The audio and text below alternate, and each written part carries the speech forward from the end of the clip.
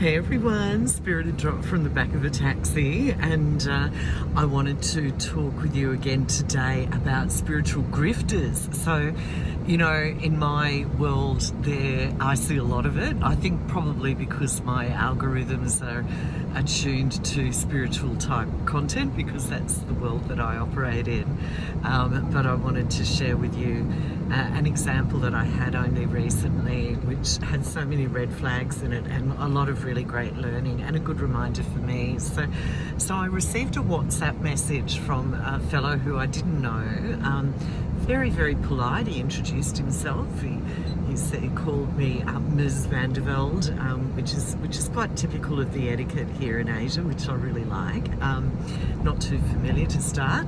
And he said that he found me on Instagram, that he liked my spiritual content, that he too was an initiated Reiki master. And he mentioned the lineage of Reiki, which I didn't recognise, but you know, there's over 100 different kinds of Reiki now. I'm a Reiki master in the Usui tradition, which is the original one, but there's lots of derivations of that now. I didn't recognise it. He then sent me the website of his master, which was interesting, but not uncommon either. You know, often Reiki masters in their training will provide their students with the lineage that they are now belonging to, now that they're attuned. So all of that was kind of cool. And I thought it was just like a contact, and I, you know, so I was very polite, and I was always happy to connect with other energy workers, and, you know, thanks for saying hi. I did go on to his master's website, and it's not kind of my bag. Like, there's a lot of stuff about removing entities, and it looked very fear-driven to me, like, and very superstitious, but that's okay. That's also very common here in Asia.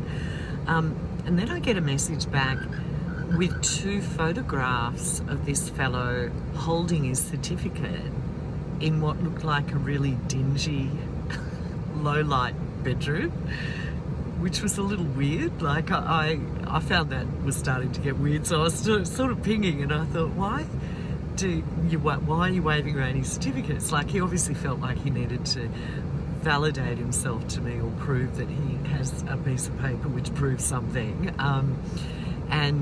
So I didn't really respond to that because there wasn't a question or anything. But and then he came back again. So this is pretty rapid fire messaging, and said, I feel I need to tell you, I'm paraphrasing here, that I have an enchanted ring which is destined for you. And immediately I just went, no.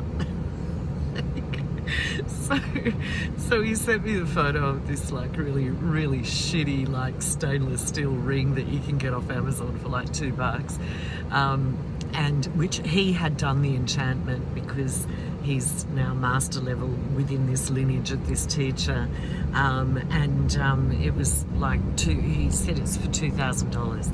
And I can't stand this shit. I can't stand it. So I did go back to him and I said, look, I haven't had an inkling for the need for a talisman. I have my energetic boundaries well maintained. You know, this is not for me. And but thank you and goodbye, and sort of tried to close it off. And then he came back, and he said, but I need the money for my ministry. And I should have just blocked him then, but I didn't, because I was feeling annoyed that these grifters are around preying on vulnerable people. And I went back to him and I said, well, if you're such a master that can enchant a ring to protect someone and magnetize business to them, why don't you manifest the money that you need? It's a fair question, I thought. Well, that's what I do. He went from 0 to factor 9,000 crazy. So then I got a whole like stream of consciousness of like messages going, do you accept that I, XXX his name, command all the angels in the universe? Wikipedia link to angels. All the demons that have ever lived, Wikipedia link to what is a demon. All of the forces of nature, Wikipedia link to the elemental table. Do you accept? And that's when I just went block, like just blocked him. So obviously crazy. So here's the thing, and this is a good reminder for me.